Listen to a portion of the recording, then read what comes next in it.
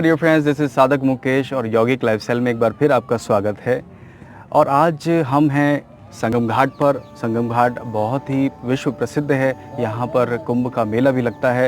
इलाहाबाद भारतवर्ष में ये स्थित है। तो आज हम इस घाट पर हैं और इस घाट का हमने आनंद लिया। उसके बाद सोचा कि आपसे बात की जाए और कुछ विषय में किसी विषय में बात की जाए। विषय बेसिकली क्योंकि एक रिलीजियस घाट है, तो रिलीजियस एक्टिविटी और स्पिरिचुअल एक्टिविटी में मुझे लगा थोड़ा सा भेद आपसे इस बारे में बात की जाए।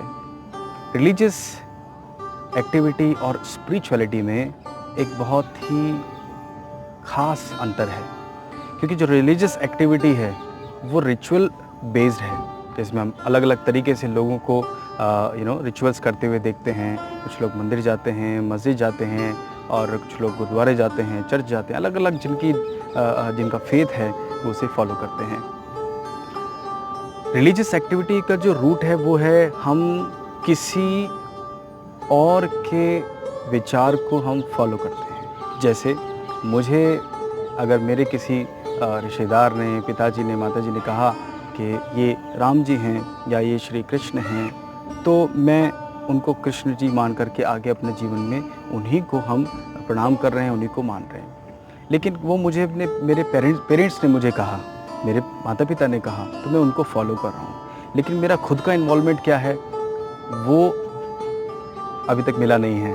तो ये बेसिकली रिलीजियस एक्टिविटी हुई कि हम दूसरे के फेथ को आगे अपना कर खुद चलते जा रहे हैं। मतलब खुद हमने कुछ सर्च नहीं किया है, खुद हमने प्रयास नहीं किया है। स्पिरिचुअल एक्टिविटी में, स्पिरिचुअलिटी में बेसिकली हम प्रश्नों के जो जवाब हैं वो ढूंढते हैं। स्पिरिचुअलिटी में हम प्रश्नों के उत्तर ढूंढते हैं, सवालों की खोज करते हैं, उनके जो जवाब हैं उनको खोजते हैं। और सवाल बड़े बड़े हैं। मैं कौन हूँ, मैं कहाँ से आया हूँ, मुझे यहाँ कब तक रहना है, इसके बाद मृत्यु के पार क्या है, मेरे परमात्मा का रंग कैसा है, उसका अस्तित्व कैसा है, और क्या जो राम, जो कृष्ण, जो रहीम, जिसकी बात भी होती है, क्या मैं उनसे मिल सकता हूँ, मिल नहीं सकता तो साक्षात्कार हो सकता है।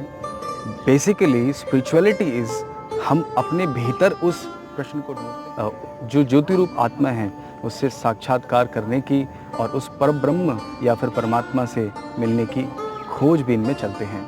ये एक बेसिक डिफरेंस है। तो दोनों ही एक्टिविटी अलग अलग हैं, लेकिन ऐसा नहीं है कि जो रिलीजियस हैं वो स्पिरिचुअल नहीं हो सकते, जो स्पिरिचुअल हैं वो रिलीजियस नहीं हो सकते। ऐसा बिल्कुल नहीं है।